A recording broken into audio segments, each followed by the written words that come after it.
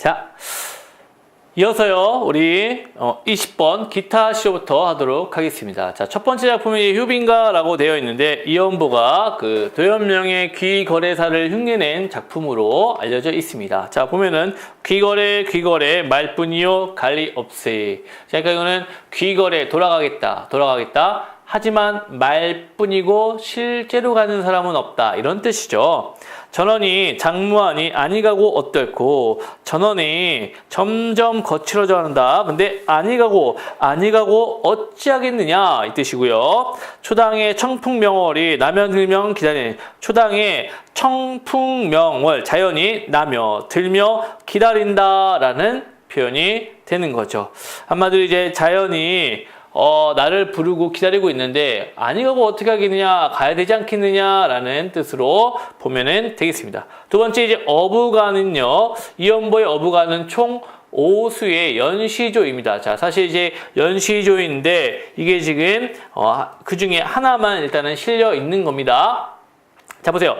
이 중에 시름이 없으니 어부의 생애로다. 일엽편주라는 거, 한 조각의 이제 작은 배를 얘기합니다. 만경파의 푸른 물결에 띄워두고 인세, 세 붙여놓을게요. 속세를 다 잊었거니 날 가는 줄을 알랴 서리법. 날 가는 줄을 모른다. 이때 날은 바로 시간 또는 세월 가는 줄을 모른다 이거죠. 즉 어부가는요, 어부의 생애를 찬하는 겁니다. 어부의 생활에 만족하는 겁니다. 근데 자, 이 작품이 이제 뒤에 나오는 어부사시사와 좀 약간 비교를 한번 해봐야 돼요. 자, 어부가는요,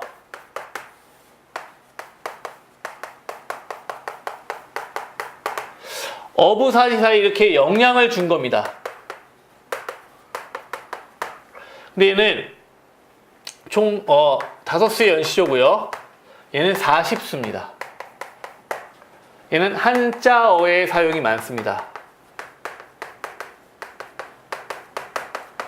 얘는 순 우리말의 사용이 좀 더 많고요. 자, 어부가는요, 특징이 이거죠. 속세에 미련이 있습니다. 얘는 속세에 미련이 없어요. 이게 가장 큰 차이점입니다. 그래서 이 어부가와 어부사시사는 두 작품이 이런 영향관계를 가지고 있고 차이점이 있다는 게 하나의 특징입니다. 이따가 어부사시사 나올 때 다시 한번 저희가 특징을 더 얘기하도록 하겠습니다. 자, 세 번째 만흥이라는 윤선도의 시조입니다. 자, 만흥이라는 거죠. 자, 만흥은요 역시 연시조입니다. 얘도요. 보세요. 산수간 바위 아래 띠집을 짓노라니 그 모른 남들은 웃는다 한다마는 어리고 샤의 뜻에는 내 분인가 하노라. 자, 그 모른 남들 세모 쳐놓고요. 어리고 샴 자, 샴의 뜻에는 일단 어리고 어리석고요. 샤하면은 촌뜨기입니다. 그러니까 남들과 자기 자신을 대조시킴으로써 자신을 뭐 하는 겁니까? 이거는 겸양적 표현이라고 그러죠. 자기를 낮추는 겁니다. 겸양적 표현이에요.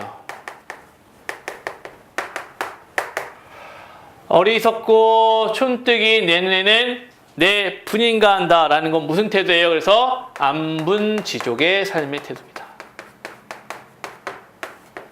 그러니까 자연에 머물렀어요. 그러니까 윤선도도 보면은요, 여러 가지 일들이 있었지만 윤선도가 이제 그 임금에게 간언을 했습니다. 이렇게 쟤네들이 지금 영모에 가담하고 좀 임금을 이렇게 모함하려는 게 있습니다. 라고 했더니 오히려 걔네들이 윤선도가 오히려 역적입니다. 이렇게 돼갖고 윤선도가 유배를 가게 되죠. 그러니까 윤선도는 참 내가 임금 편에 서려고 했는데 임금이 참 멍청하구나.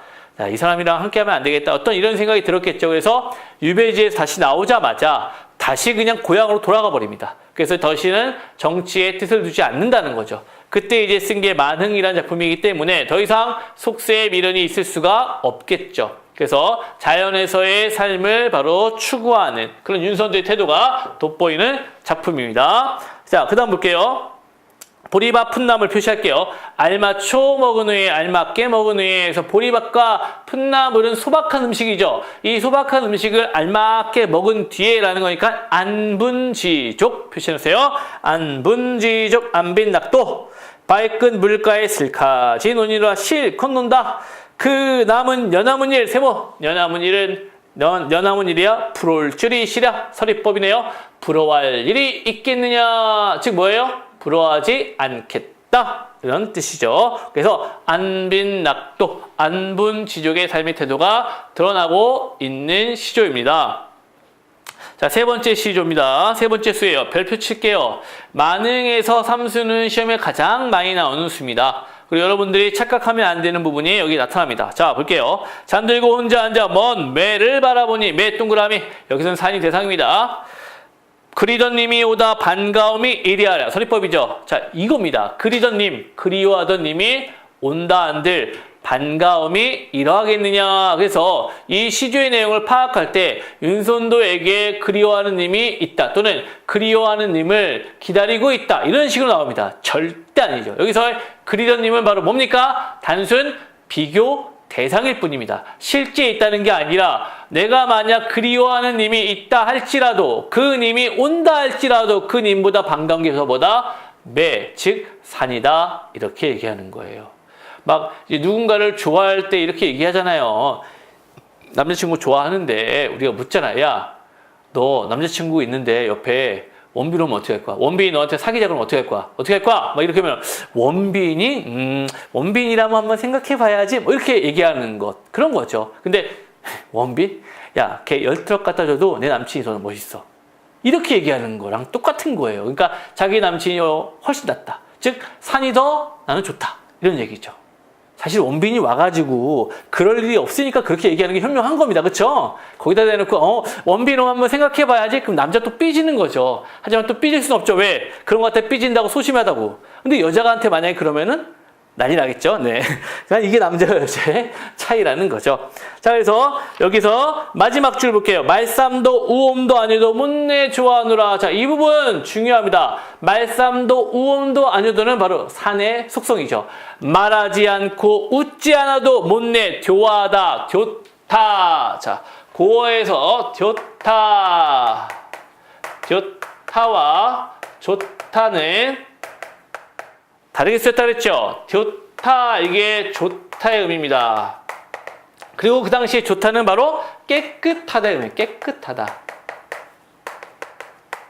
그를 좋아하노라니까 좋아한다, 이런 의미가 되는 거죠. 못내 좋아하노라, 좋았다. 자, 그럼 이제 마지막에 여기 보면은 말씀도 우옴도 아니도라는 게 왜 나타났느냐? 이게 보면은요, 윤선도의 오우가라는 작품에도 맨 마지막 달의 속성에서도 나타납니다. 말하지 않고 웃지도 않아도 웃지도 않기 때문에 그를 좋아한다. 달을 좋아한다는 표현이 나옵니다. 바로 이게 바로 뭐냐면은요. 윤선도가 모함으로 인해서 유배를 가게 됐죠. 그러니까 그 모함하는 사람들의 말 때문에 유배를 갔기 때문에 이렇게 말 많은 놈들, 말만 시끄러운 놈들을 싫다는 겁니다. 차라리 이렇게 말하지 않는 나는 자연이 더 좋다. 이런 마음이 시조 안에 담겨 있다고 볼 수 있어요. 자, 그렇게 이해하시면 되겠습니다. 다음 작품 갈게요. 도산 12곡입니다. 도산 12곡. 자, 도산 12곡은요, 총 12수의 연시입니다. 자, 도산 12곡은요, 12곡, 총 12수의 연시조인데요. 얘는요, 전 6곡과 후 6곡으로 나뉘어 있습니다. 얘는 언치, 언학 이렇게 얘기해서요. 여기서는 자연친화가 나타나고요. 여기는 학문수양이 나타납니다. 그래서 총 12수로 되어 있는 연시조가 됩니다. 자, 얘는 한 작품씩, 한 편씩 실었는데요. 전육곡. 이런들 어떠하며 저런들 어떠하려. 초야 우생이 이렇다 어떠하려. 하물며 천석광을 고쳐 무슨하려. 천석광을 고쳐서 무엇하겠느냐. 천석광, 자연을 사랑하는 병. 즉, 자연 친화적인 태도를 나는 고치지 않겠다. 자연 친화적인 태도를 지니며 살아가겠다. 이런 내용이 나타난 거죠. 두 번째.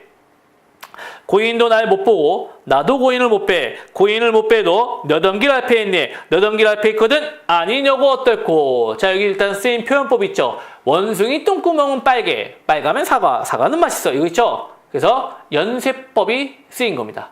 연세법. 그 다음에 여기서의 고인은 바로 누굽니까? 이미 돌아가신 분인데 옛 성현을 뜻합니다.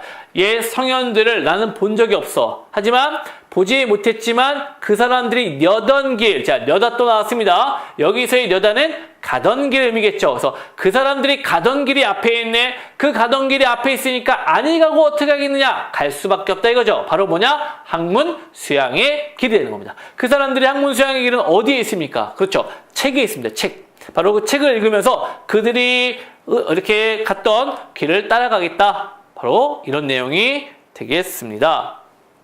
그래서 전 6곡과 후 6곡 중에 딱 두 편이 실려 있지만 얘는 전 6곡, 후 6곡의 내용을 다 여러분들이 한 번씩 살펴보셔야 할 필요성은 있습니다. 반드시 기억해야 될 작품이니까 꼭 별표를 쳐놓고 기억해 놓으세요.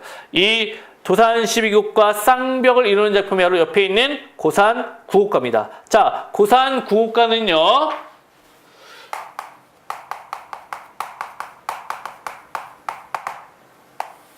비교하는데요. 얘는 12수니까 고산 9곡가니까 몇 수일까요? 그렇죠? 9수일 것 같죠? 아닙니다. 얘는 10수입니다. 10수의 연시조예요. 9곡을 소개하는 건 맞지만 얘는 서사가 있어요. 그래서 10수입니다. 10수. 총 10수의 연시조고요. 얘는 각 수마다 자 1곡부터요. 9곡까지 소개하는 겁니다. 소개. 고산에 있는 9개의 좋은 경치를 소개합니다. 그래서 1곡이 어디매요, 2곡이 어디매요 이렇게 꼭 소개를 합니다. 그 안에는 역시 자연 친화와 함께 학문 수양이 들어간다는 거죠. 그러니까 이런 주제면은 어때요? 동일하다는 겁니다. 도산 12곡과 고산 9곡가는 바로 자연과 함께 학문 수양에 대한 내용을 다룬다라는 점에서 동일한 어떤 포지션을 취하고 있다라는 거죠. 그래서 고산 9곡가의 내용 한번 보도록 할게요. 하나만 실릴 수 있네요. 이 곡은 어디매요? 이 곡은 어디매요? 화암이라는 건요. 그 지명 이름과 동시에 첫 번째 1번 지명 이름 써놓으세요. 지명 이름과 동시에 두 번째는 꽃바위라는 뜻도 있죠. 그 뜻이 꽃바위죠. 꽃바위. 꽃바위의 이런 뜻입니다. 춘만 봄이 가득 찼다. 그래서 늦봄을 의미합니다. 그래서 이제 화암의 늦봄 경치를 뜻합니다. 이제 보세요. 벽파에 꽃을 띄어 야외에 보내느라. 자, 아까 배웠죠? 벽파가 뭔지 또 그러면 안 돼요. 벽파가 바로 뭐예요? 벽파. 바로 시냇물이죠. 꽃을 띄어. 자, 물에 꽃을 띄었다. 이거 뭐라 그랬어요? 도화라 그랬죠, 아까. 그쵸? 벽파에 꽃을 띄어 어디로 보내요? 야외에 보낸대요. 이 야외는 어디입니까? 속세죠, 속세. 속세입니다. 이 속세에 사람이 자, 야외에 있는 사람을 얘기하는 겁니다. 그렇죠? 속세에 있는 사람이 승지를 모르니 할 때 이 승지가 뭘까요? 명승지 알려진 곳이죠. 그러니까 승지를 모르니 알게 한들 어떠리. 그래서 알게 하고 싶다, 알려주고 싶다라는 거죠. 이 승지가 바로 뭡니까? 자, 아까의 구조처럼 바로 무릉도원의 기능을 하는 거죠. 바로 이게 이상형, 즉 아름다운 자연을 뜻하는 겁니다. 그래서 이게 아름다운 자연이에요. 어때요? 같은 부분이 이렇게 반복되고 있죠? 이런 식으로 같은 식의 어떤 흐름을 나타내는 겁니다. 꽃이 물 위에 떠내려온다. 거기는 바로 무릉도원. 그러니까 그 아름다운 자연을 난 소개하고 싶다. 속세 사람들은 모르니까. 그러니까 여기서는 자연의 아름다움을 소개하는 겁니다. 아시겠습니까? 화암의 봄 경치는요, 바로 이렇게 뛰어나다. 이걸 소개하고 싶다 해서 승지가 바로 무릉도원의 기능을 하는 시어로 볼 수가 있습니다. 자, 그럼 이제 다음 작품으로 넘어갑니다. 윤선도의 오우 갑니다. 자, 오우 가니까 총 몇 연? 그렇죠. 또 5연으로 생각하면 안 돼요. 얘는 6연입니다. 왜냐하면 오우가의 1연은요. 1수는 바로 오우를 소개하는 장이기 때문에 그렇습니다. 자, 볼게요. 서사 네 버디 벗이 몇이나 하니 수, 석, 송, 쭉. 벌써 몇 명? 4명이죠. 수, 석, 송, 쭉. 동산의 달 동그라미 총 이제 5명. 더라 이 5밖에 또 더하여 무엇하리. 이제 서리법입니다. 또 더하여 무엇하리 더하여 무엇하리 더 말해 필요 없다. 그래서 서리법 지금 오후 5명 소개입니다. 첫 번째, 구름빛이 좋다 하나 검기를 자주 한다. 바람소리 맑다 하나 그칠 적이 한오매라 많다.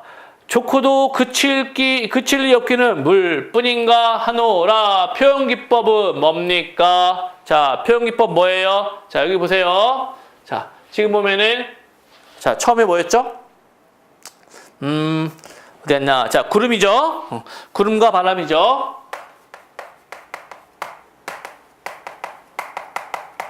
구름빛이 좋지만 검기를 자주 한다는 건 먹구름 뜨는 겁니다. 먹구름 끼는 게 자주 한다는 거.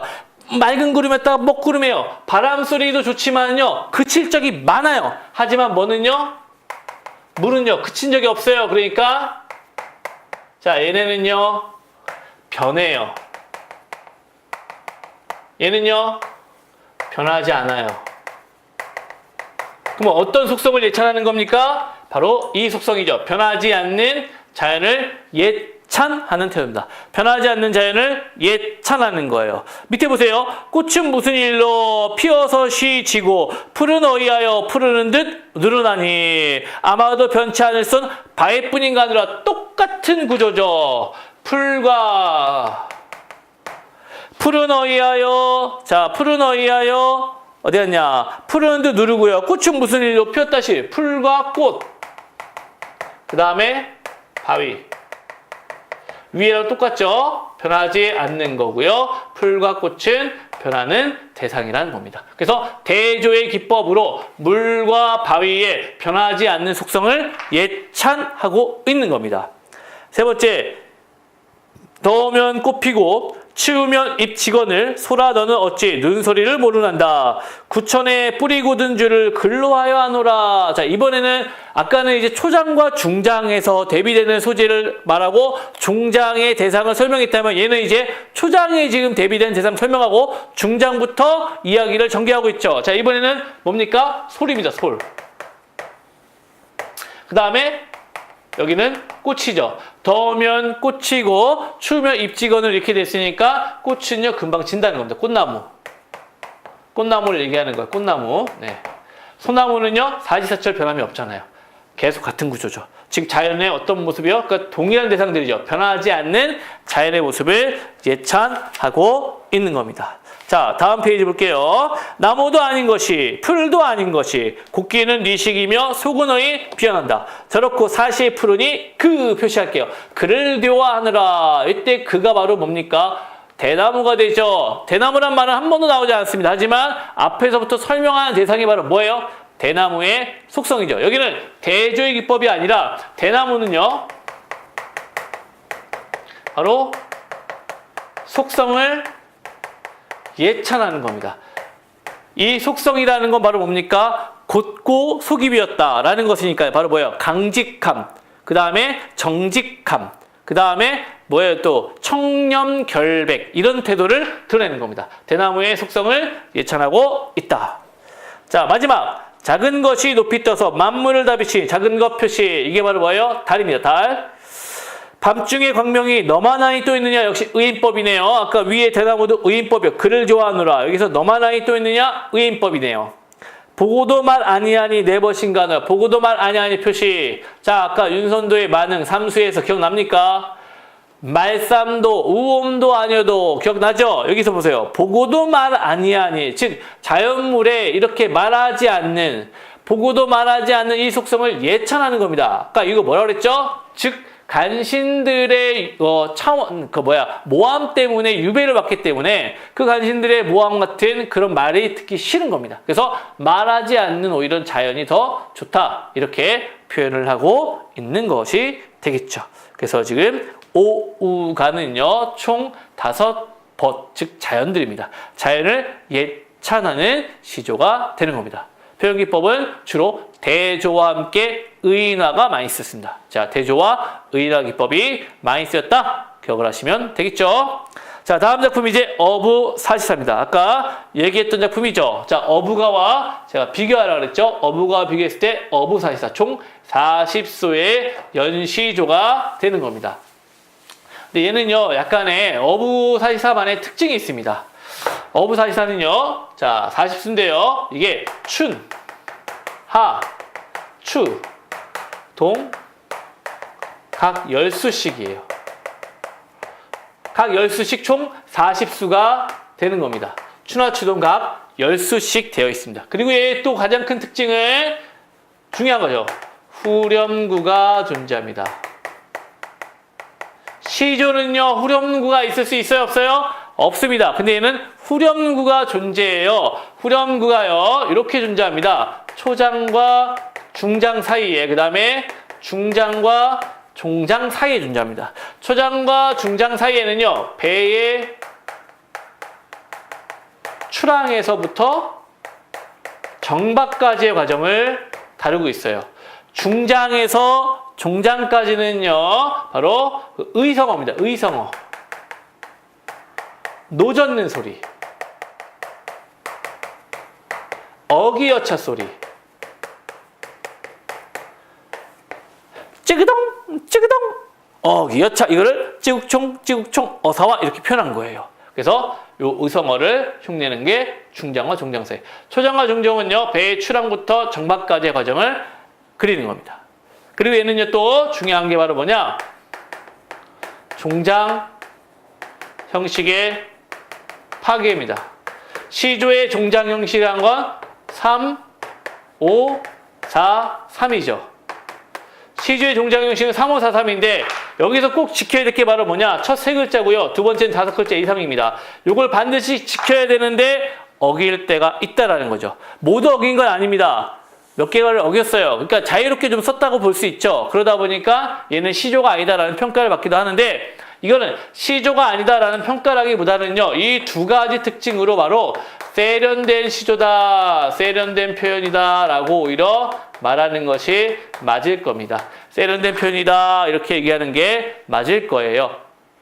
예전에 서태지와 아이들이 1992년에 데뷔를 할 때 우리나라 가요계에서는 엄청난 충격에 빠졌죠. 왜냐하면 그 전까지는 막 신승훈이라든지 김건모라든지 뭐 소방차, 응답하라 1988 같은데 드라마에 보면은요 그 소방차 노래 나오고 막 김한선 노래 나오고 댄스면 댄스, 발라드면 발라드 이런 거였습니다. 근데 서태지와 아이들이 딱 나와서요 뭐를 해버렸어요? 그 노래에다가요 랩을 해버리죠. 뭐 난 알아요, 뭐 이범이 이렇게 나오니까 이게 무슨 노래야?라고 하는데 획기적이었던 거죠. 그 당시는. 그래서 막 일주일 만에 50만 장 팔아헤치고 막 100만 장 금방 팔아헤치고 막 난리도 아니었죠. 그 당시에.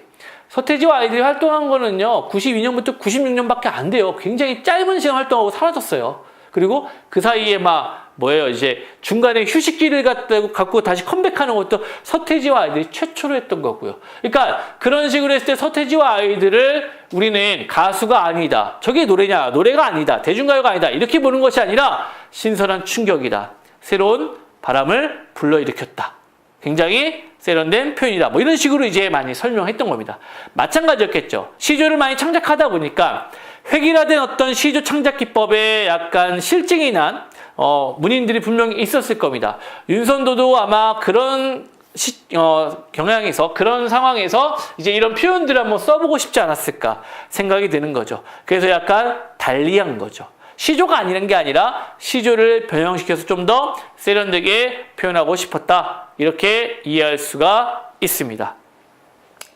자, 그럼 이제 계속 내용을 한번 보도록 할게요. 춘사포입니다. 우는 것이 뻐꾸기인가 푸른 것이 버들쑥가 대구죠. 그리고 우는 것 청각, 푸른 것 시각이죠. 이어라, 이어라는 바로 노져라, 노져라 이 뜻입니다. 여기가 이제 배의 출항에서 정박인데 자, 춘사포니까 네 번째니까 벌써 이미 배가 어느 정도 가 있는 상황을 얘기하는 거예요. 어촌 두어집이 내 속에 날아들다. 그러니까 이미 강 위에 한참 떠가 있는 겁니다. 바다나 강 위에 한참 떠 있어요. 그래가지고 보고 있는 거예요. 두어집이 이제 안개 속에 보일락 말락 이렇게 돼 있는 거예요. 찌국총, 찌국총 어사와 나오죠. 찌국총, 찌국총 어사와 이거는 찌그덩, 찌그덩 어기어차 의성어예요. 자, 맑아한 깊은 소에 온갖 곡이 뛰놀하다. 맑은 깊은, 맑아한 깊은, 맑고 깊은 소. 연못에 온갖 곡이 뛰어논다라는 거예요. 그래서 봄의 여유로움, 한가로움. 자, 그리고 뻐꾸기와 버들숲이 봄을 상징하는 소재가 되는 겁니다. 봄을 상징하는 소재이면서 그리고 마지막 맑은 깊은 소에 할 때 깊은 소에 몇 글자입니까? 4글자죠. 자, 종장 형식은 5글자 이상이라고 얘기했습니다. 그렇기 때문에도 형식에서 약간 어긋난 걸로 볼 수가 있죠. 하사투입니다. 연잎에 밥 싸들고 반찬을 한 장만 마라. 연잎에 밥을 싸가지고 반찬은 장만하지 말래요. 왜요? 반찬은 나가서 고기 잡아 먹으면 돼. 그러니까 이거는 안분지족. 자, 고기에 만족하는 거니까 안분지족이고요. 다 들어라, 다 들어라. 다시 뭔지 알죠? 이제 이렇게 생겨가지고요. 그 물속에다 딱 쳐박아서 배가 움직이지 않게 하는 역할을 하는 거죠. 그러니까 닷을 들으라고 하는 거니까 배가 출항 준비를 하는 겁니다. 하사투잖아요. 투니까 이제 출항 준비하는 장면이에요. 1부터 10까지가 출항에서 정박이기 때문에 이제 1, 2는 출항 준비, 3, 4에서 출항, 5, 6에서 이제 돌아오는, 그러니까 뭐 이렇게 운행하고 이제 7, 8행에서 돌아오는 장면. 이게 묘사가 됩니다. 청양잎은 써있노라 녹사이 가져오냐. 역시 대구. 청양잎은 써있느냐 녹사이 가져오냐. 자, 그래서 청양잎 녹사이는 여름의 계절감입니다. 우비와 그 다음에 우산을 뜻합니다. 그쵸? 그래서 우비와 우산은 왜 들고 다닐까요? 바로 여름철의 장마 때문이죠. 그래서 여름의 계절감을 뜻합니다. 찌국총 어서와. 자, 무심한 백구는 내쫓는 거죠. 자, 무심한 백구 표시할게요. 자, 아까 자연물 앞에 무심하다 무슨 뜻이라고 했습니까? 자연물 앞에 무심하다. 그렇죠. 무심한 자연은 속세에 욕심이 없다 뜻이라고 했죠. 속세에 욕심이 없는 백구는 내쫓는가 제쫓는가 무라일체. 자연 친화가 됩니다. 자연 친화, 무라일체의 태도가 드러나네요. 자연 친화, 무라일체의 태도가 드러납니다. 자, 그 다음 옆에 동사포입니다. 겨울이죠. 간밤에 눈갰 위에 경물이 달랐고야. 눈 표시할게요. 바로 겨울의 계절감이죠. 경물이라는 건 경치를 뜻합니다. 그래서 자, 눈이 내린 경치니까 뭡니까? 설경입니다. 이어라 이어라. 앞에는 만경유리, 뒤에는 천처복선. 자, 만경유리, 천처복선 표시해놓고요. 비유입니다. 비유. 만경유리는 눈 내린 바다의 풍경이고요. 천처복선은 눈 내린 산의 풍경입니다. 근데 눈 내린 바다의 풍경은 사실 눈이 다 녹기 때문에 티가 나지 않지만 맑고 깨끗한 유리라고 표현한 것은 눈이 그렇게 정화시켰다는 표현인 거고요.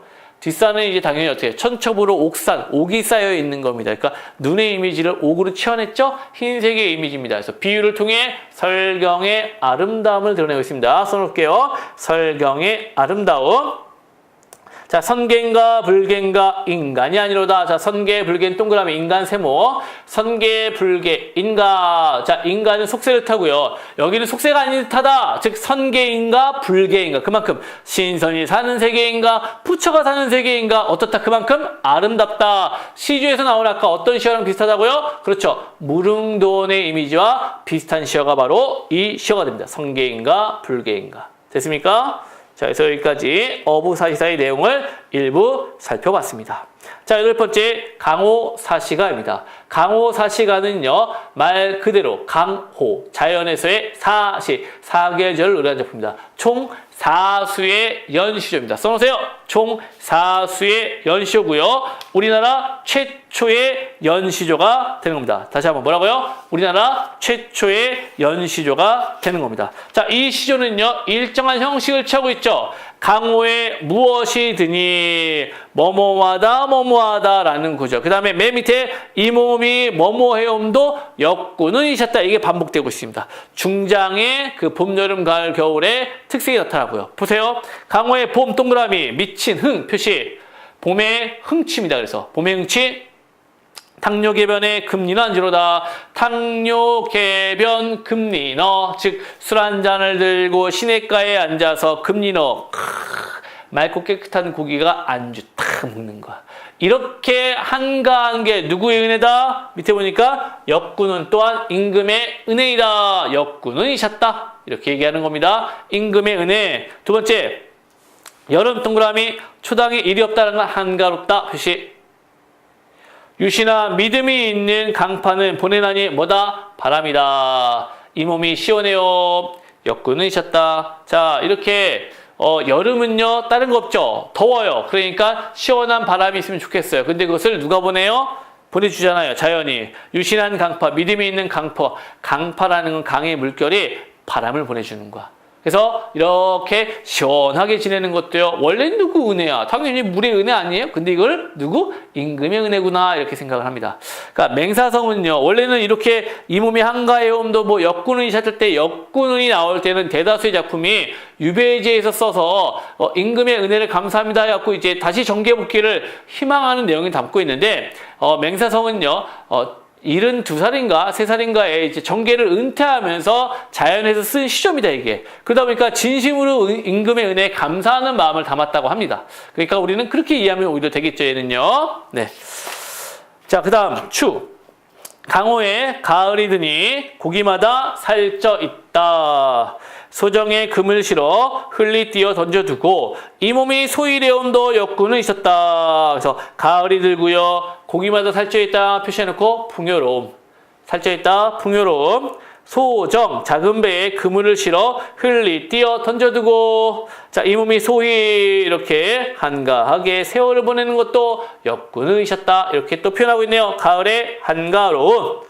자, 겨울, 강호에 겨울이 드니 눈 깊이 자에 남다 삭갑비기 쓰고 뉴욕으로 우삼아 이 몸이 칩지 아니엄도 표시 칩지 아니엄도 그러니까 겨울의 추위를 잊고 사는 것 바로 임금의 은혜다라는 겁니다. 자, 그래서 얘는요 우리는 이렇게 얘기합니다. 강호가도라고 얘기합니다. 강호가도.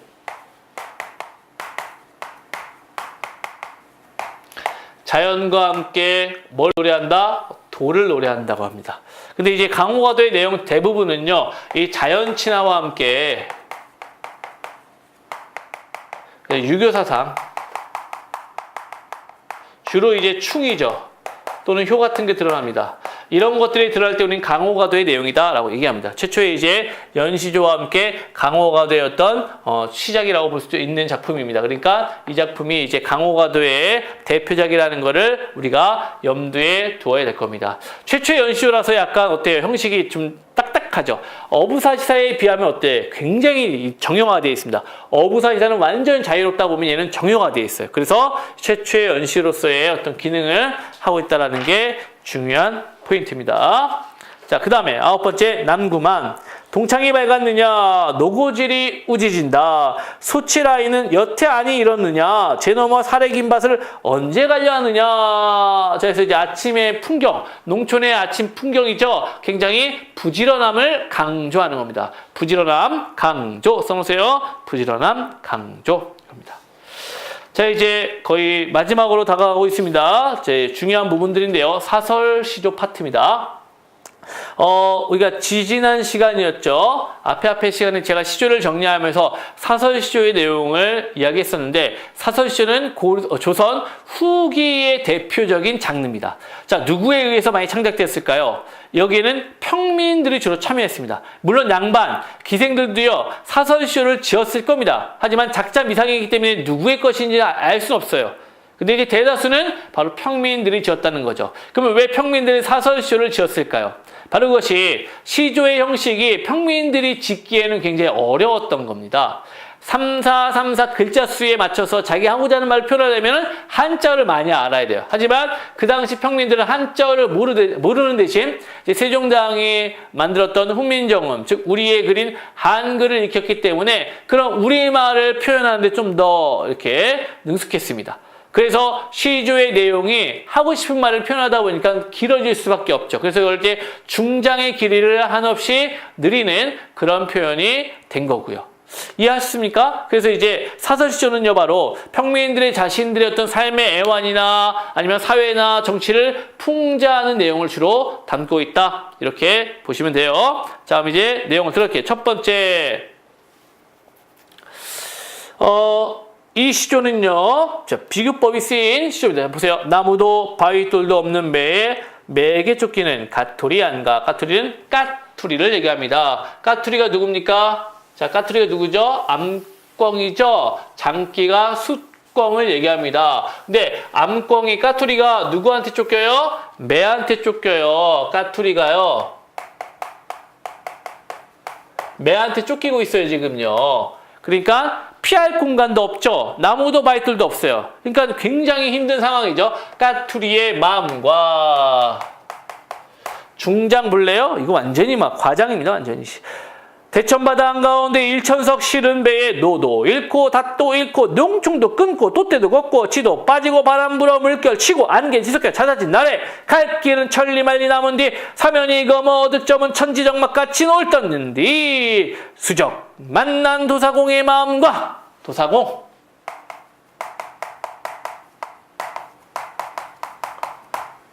천석을 실은 배가요 가다가요 배가 망가진 겁니다. 한마디로 멈췄어요. 근데 파도가 팍 치고 밤이 어둑어둑해지는데 갑자기 누가 나타나요? 소말리 해적이 뚜둔 나타나는 거야. 어때요?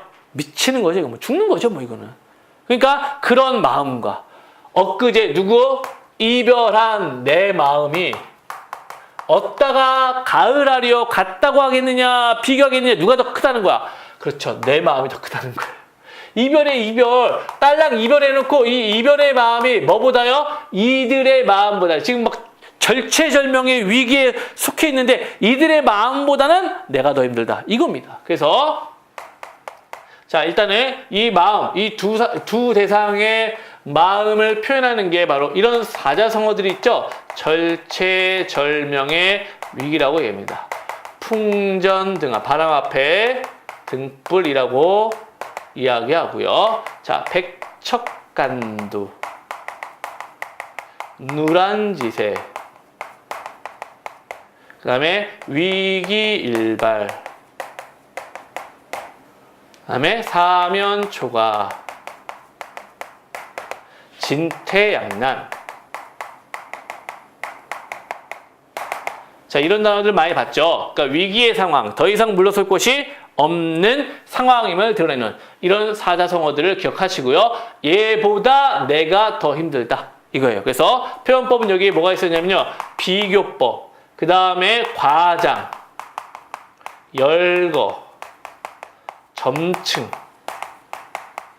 이런 것들이 지금 그 다음에 비유 이런 것들이 지금 쓰이고 있었습니다. 그럼으로써 자신의 화자의 어떤 그 심리를 표현하고 있다고 보면 됩니다. 두 번째 시 보세요. 자, 개를 여러분이나 기르되 요건 이제 그 저거 할 때 했었죠. 송민국이 아니라 서경배옥 할 때 사공은 애꿎은 대상을 비판한다 그랬죠. 그러니까 애꿎은 대상에 대해서 이야기하는 그 시조의 내용이 바로 이겁니다. 개를 여러분이나 기르되 요 개같이 얄밉겠느냐. 요 개 어때요? 미운님이 오면은 꼬리를 회회 치며 치띠락 나리띠락 반겨서 대놓고 고운님이 오면은 뒷발을 바둥바둥 무르락나락 쾅쾅 짖어서 돌아가게 한다. 아무리 신밥이 그릇그릇 놔도 너 먹일 줄이 있겠느냐. 너는 신밥도 안 줄 거야. 이런 표현이죠. 그러니까 개가 나의 님을 쫓아서 님이 오지 않는다 라고 표현하는 겁니다. 하지만 님이 이미 떠났겠죠. 마음이 떠나서 간 겁니다. 그걸 이제 애꿎은 개에게 원망의 화살을 돌리는 거죠. 이게 바로 일종의 사람의 자존심이죠. 자존심이 있기 때문에 내가 차인 게 아니야. 쟤 때문에 그런 거야. 가장 많은 자존심의 전형적인 모습은 시험 치고 났을 때 반응이죠. 이번에 내가 못해서가 아니라 시험 문제가 지랄 같았어. 선생님이 왜 그딴 식으로 문제를 냈는지 모르겠어. 막 이런 거 있잖아요. 막. 그러니까 내 탓이 아니라 남의 탓으로 돌리는 건 나의 자존심을 지키기 위한 행위. 바로 이 시조가 바로 그런 내용이라고 볼 수 있어요. 그러니까 애꿎은 대상을 원망하는 내용의 시조가 됩니다. 됐죠? 그 다음 댁들아 동난지 사오 저 장수야 네 황후 그게 무슨 실험했느냐 사자. 자 이건 장사꾼과 사는 사람의 대화입니다. 대화체 표시할게요. 자 동난지 사오 야 그거 뭐냐 내 사기 한번 얘기해봐. 왜 골래요 거친 뼈요 속은 고기 양목 양쪽 눈이 상천 하늘을 오르고 전행 앞으로 갔다 후행 뒤로 갔다 소아리 작은 다리 8쪽 8개 대아리 큰 다리 2쪽 2개 청장 아내가 내장이 아스슥 하는 동난지 사오. 들어보니까 뭡니까? 게장이네 게장. 아이 장수야 그 거북이 외지 말고 게젓이라면 되지. 그러니까 이제 어때요? 야, 뭐 이렇게 어렵게 말을 해? 쉽게 얘기해. 이런 거죠? 그래서 어렵게만 이야기하는 사람의 태도를 비판하는 겁니다. 그래서 이걸 뭐라고 그러냐? 현학적 태도라고 합니다. 현학적 태도를 비판하는 내용의 시간입니다. 한마디로 허장성세라고 얘기할 수 있어요. 허세를 풍자하는 겁니다. 허세 풍자. 자, 그 다음에 바람도 시원없는 고개, 구름이라도 시원없는 고개, 산진이, 수진이, 해동청, 보라매라도 다 시원없는 고봉장성령 고개까지 초장, 중장은요. 이 고개가 얼마나 험한지 넘기 힘든지를 말하는 거죠. 하지만 그 너머 님이 왔다 하면 나는 아니 한번 쉬어 넘으리라. 님이 오면은요 쉬지 않고 달려가서 넘겠다. 그만큼 님에 대한 간절한 그리움. 자, 표현법 열거과장이죠. 열거과장이죠. 말도 안 되죠. 네. 발겨벗은 아이들이 거미줄 테를 들고 개천으로 왕래하며 발가숭아 저리 가면 죽느니라 이리 오면 사느니라 불어나니 발가숭이로다 아마도 세상 일이 다 이러한가 하노라. 자, 이 시조는요 이제 두 가지로 해석될 수 있다라는 걸 좀 기억을 하셔야 될 겁니다. 제가 여기다 좀 쓸게요.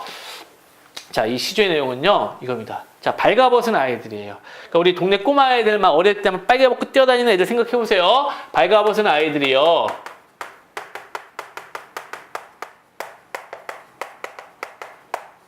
꽃입니다. 누구를요? 발가숭아. 발가숭이를 꽃입니다. 이게 누구냐? 고추잠자리죠. 저리 가면 죽어. 이리 오면 살아. 부르니까 발가숭이로다. 자, 이 발가숭이가 문제예요. 자, 분명히 불어나니 발가숭이로다 할 때는 발가숭이는 여기에 있죠. 그럼 얘가 부른다는 거야. 근데 발가벗은 아이들이 부르고 있죠. 발가벗은 아이들도 발가숭이라고 볼 수 있잖아요. 그러니까 얘는 중의적이에요. 그럼 어떻게 해석을 하느냐? 바로 얘가 발가숭이가 될 수 있고요. 얘가 발가숭이가 될 수도 있어요. 그러면은 얘가 발가숭이가 되는 건 즉 아이들이 발가숭이라면은요 바로 뭔 세태냐? 약육강식입니다. 약육강식의 세태예요. 거짓말로 약한 자들을 속이는 강한 자들의 세태를 비판하는 겁니다. 야, 일로 와봐. 너 글로 가면 죽어. 일로 오면 살아. 고참지 일로 와봐. 우팍! 그걸 잡는 거죠. 나쁜 놈들이죠. 근데 두 번째는요, 이런 겁니다. 이게 고추잠자리가 될 수도 있는 거예요. 내가 하나의 예를 들어줄게요. 자, 이런 겁니다. 동네에 바보 대구가 있었어요. 뭐 다니는 바보 대구. 그래서 동네 꼬마들이 바보 대구, 내가 동전 2개 줄 테니까 너 1,000원짜리 하나랑 바꿀래? 이거 2개랑 하나인데, 오, 2개 하나, 오 좋아. 1,000원짜리 주는 거야. 그러니까 애들이 막 200원 주고 막 바꾸는 겁니다. 와, 애들 야, 쟤 바보 대구 쟤 200원 주면은 1,000원짜리 줘. 진짜? 야, 나도 동전 2개 줄게. 야, 1,000원짜리 줘. 오, 진짜? 오. 해가지고 막, 우와, 나 돈 부자 됐다 하면서 바보 되고 막 동전을 들고 갑니다. 그 애들 뒤에서, 저 바보, 병신. 이렇게 얘기하는 거죠. 그러면서 이제 이 아이들은 1,000원이 이제 생겼으니까 그 돈을 들고 이제 편의점에 갑니다. 아, 아줌마, 아이스크림요. 딱 돈을 내는 순간 아줌마가 눈빛이 변하죠. 너희들 어디서 왔니? 이거요? 저희 돈인데요? 왜 그러세요? 야, 이거 잘 봐봐. 이거 위조 지폐잖아. 바보 대구는 동전을 들고 가면서 이러죠. 병신들. 아유, 이렇게 된 겁니다. 결국 아이들이 바보 대구를 속이려고 했는데 속인 건 누굽니까? 바보 대구가 아이를 속인 거죠. 이게 바로 뭡니까? 속고 속이는 세태를 풍자하는 겁니다. 식스센스급의 반전이죠. 바로 이런 거죠. 그러니까 진짜 사기꾼은요, 사기꾼처럼 안 생겼어요. 정말 착하게 생겼어요. 그리고 제가 사기를 당한 적도 있었거든요. 그러니까 노트북을요, 정말 이건 정말 부끄러운 고백인데 초년생 때 이제 학원에 처음 입사하고 노트북이 없을 때 노트북 한 대 사야지 이런 생각을 갖고 있을 무렵이었습니다. 근데 이제 잠깐 내려가서 이제 먹을 거 사러 나가는데 웬 착한 아저씨, 되게 이렇게 착하게 생긴 아저씨가 트럭을 한 대 세우고 나한테 그러는 거죠. 저기 혹시 노트북을 좀 잘 아세요? 그래서 예? 뭐 잘 모르는데 왜요? 그랬더니 저 이거 좀 잠깐 봐주실래요? 그 차 안으로 데려갑니다. 딱 보니까 이렇게 막 이렇게 꽁꽁 싸맨 노트북이 하나 있는 거예요. 그래서 저기 제가 원래 물류 이렇게 배달하는 사람인데 물류회사 그 사장님께서 이거 하나 좀 어디 가서 좀 팔아와라. 우리 술값이라도 하게. 이래서 좀 이렇게 팔아야 되는데 혹시 사실 의향이 있으시냐고 했더니 마침 제가 노트북이 필요했기 때문에 괜찮을 것 같은데 얼마예요? 그랬더니 그 당시 이제 노트북이요. 한 소니가 한 150, 200 그러니까 노트북이 좀 약간 비쌌던 시대였거든요. 한 50만 원 정도면 되게, 제가 50만 원이 없는데 어떻게 하죠? 그랬더니, 저기 그 카드 같은 걸로 이렇게 서비스 받으시면 되잖아요. 그래서 마침 보니까 우리 학원 밑에가 이렇게 그 은행 CD기가 있던 데였거든요. 그래서 나 그거 안 되는데, 근데 그거 안 되는데 그래서 일단은 그래도 저 좀 살려주세요. 사장님한테 진짜 이거 받아가요 또 그래요. 그래서 알겠어요 하고 이제 딱 가고 이제 서비스를 받아서 50만 원을 줬습니다. 그러면서 얘기하죠. 그 아저씨가 저 이거 어디 가서 이렇게 말하시면 안 돼요? 뭐 제가 어떻게 뭐 말을 하겠어요? 아저씨 전화번호도 모르는데요. 그렇죠. 우리 서로 잘 모르는 사이니까 그렇게 하는 거예요. 예. 저도 이제 어떻게 보면 50만 원에 150만 원짜리 생긴 거가 되게 좋은 거잖아요. 그래서 이제 그 기쁜 마음으로 막 뭐 사러 갔던 거 잊고 그냥 바로 학원 다시 올라간 거예요. 왜? 노트북을 다시 한번 켜보고 싶어서 막 올라가고 딱 봤는데 뭔가 좀 약간 이상했던 게 뭐냐면요. 노트북이 그 당시 좀 약간 슬림화 되어가는 시기였는데 두꺼워요. 그래서 이게 약간 좀 비싼 거라서 좀 그랬나 보다 하고 막 썼는데 색깔이 베이지색이에요.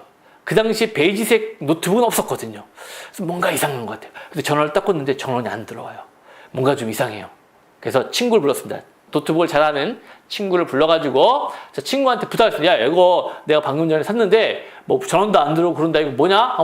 한번 네가 좀 잘 좀 봐봐 하고 이렇게 하고 제가 학원 올라가는데 전화가 왔습니다. 그 친구. 야 이거 뭐냐? 왜? 그랬더니 야 이거 93년 금성 노트북이잖아. 금성. 지금은 있지도 않는 금성. 와, 머리 한 대 맞은 것 같은 느낌이죠. 야, 이거 뜯어보니까 안에 아무것도 없어. 그냥 비껍데기야. 야, 가방은 쓸만하겠다. 가방 한 10,000원 정도 되겠는데? 야, 가방 갖다 줄까? 그러길래 내가, 너 가져, 이 새끼야! 그러면서 그냥 막 화를 냈던 적이 있어요. 50만 원을 사기를 당한 거죠. 그러니까 되게 착해 보였던 아저씨였기 때문에 지금도 그 얼굴이 기억이 나요. 나중에 한번 만나면 난 만날 수 있을 것 같아. 근데 그 착한 아저씨한테 내가 완전 당한 거죠. 최초로 내가, 그러니까 어릴 때부터 제가 사기를 좀 많이 당하긴 했습니다. 영어 테이프 같은 거 있잖아요. 영어 테이프만 이렇게 사라 그러면 사고 막 이런. 근데 그런 것들은 진짜 뭐 사기라기보다는 진짜 영어 테이프였으니까 나쁘진 않았어요. 근데 이렇게 완전히 아무것도 아닌 물건에 50만 원을 지불하면서 사기 당한 건 처음이었습니다. 그래서 세상이 참 험하구나. 그래서 그다음부터는요 절대 사기 안 당하고요. 오히려 저를 치려고 했던 몇 명을 잡았던 경험은 있어요. 그래서 이제 그건 나중에 또 한번 시간이 되면 말씀을 드리겠습니다. 어찌됐건 세상이 이렇습니다. 속고 속이는 세태. 여러분들 고추잠자한테 속지 마십시오. 큰일 납니다. 착하게 생긴 사람이 더 무섭습니다. 그러니까 속지 말고 여러분들 그런 내용의 시조입니다. 자, 그 다음 내용 볼게요. 창내고자 이내 가슴에 창내고자 고모장지 세살장지 일장지 열장지 염돌저기 숫돌저기 배목걸쇠까지. 자, 창을 내고 싶은데요. 가슴에 창을 내고 싶대요. 그러면서 고모장지부터 배목걸쇠까지는요 바로 창을 만드는 재료 이렇게 생각하면 됩니다. 창 만드는 재료로 크나큰 장도리로 뚝딱 박아. 그러니까 장도리로 뚝딱 박으면 된다라는 거는 과장이죠. 말이 안 됩니다. 그래서 과장법 이내 가슴에 창 내고자. 왜? 이따가 답답할 때면 여다져 볼까느라 해서 답답할 때 열고 닫겠다라는 즉 참신한 발상이 돼 있죠. 참신한 발상을 통해 화자의 지배적 청소 뭡니까? 답답함이죠. 그래서 답답함을 해소하고자 하는 마음이죠. 가슴에 창을 낸다는 건 말이 안 됩니다. 물론 가슴에 창을 냈던 단 한 명의 위인이 있었죠. 바로 아톰이죠. 아톰은 가슴에 창을 내가지고 열고 닫고 했던 적은 있습니다. 하지만 그것이 가슴을 이래서 이제 답답함을 해소하고자 했던 건 아니죠. 그러니까는 말이 안 되는 표현을 통해서 바로 어떻습니까? 바로 이 답답함을 해소하고자 했던 바로 조상들의 지혜가 엿보이는 겁니다. 자, 그 다음 작품요. 논밭가락 김 메고 배잔뱅이 다인처 신들 메고 낫가락 허리에 차고 도끼 벌어 붙들어 메고 무림삼중 들어가서 삭다리 마른 섭을 비거니 벌거니 지게 짊어 지팡이 받쳐놓고 새암 찾아가서 점심 도둑 부수고 자면 지팡이 받쳐놓고까지는 일하는 겁니다. 그 다음에 점심 도둑 부수고는 식사고요. 곤방대 툭툭 털어 립담배 피워 물고 휴식 콧노래 졸다가 잠. 석양이 재 넘어갈 때 어깨를 주이르며 긴 소리 저런 소리 하며 어이 갈꼬 하더라. 자, 하루의 일과를 나열했네요. 그래서 시간의 흐름에 따른 시상 전개입니다. 시간의 흐름에 따른 시상 전개고요. 얘는 이제 부지런한 삶의 태도라고 볼 수 있겠지만 그거보다는 중간에 밥 먹고 뭐 했습니까? 네, 잤죠. 그렇기 때문에 얘는요. 전원생활의 한가로움으로 보는 게 맞습니다. 그래서 전원생활의 한가로움 이렇게 표현을 하면은 되겠습니다. 자, 어때요? 이 사설시조들이 보니까 어떤 내용들이 많습니까? 주로 자연 친화적인 내용도 많지만 어떤 해학적인 것과 풍자적인 내용들이 많이 있죠? 그래서 사설시조의 주된 내용은 바로 이런 서민들의 삶의 애환이나 그 다음에 과장, 해학 등을 통해서 풍자를 드러냈다는 것, 이런 것들이 있다는 걸 여러분들이 기억을 하시면 될 것 같습니다. 자, 여기까지가 바로 시조의 내용이고요. 다음 시간에 우리 가사의 내용을 배워보도록 하겠습니다. 자, 다음 시간에 뵙겠습니다.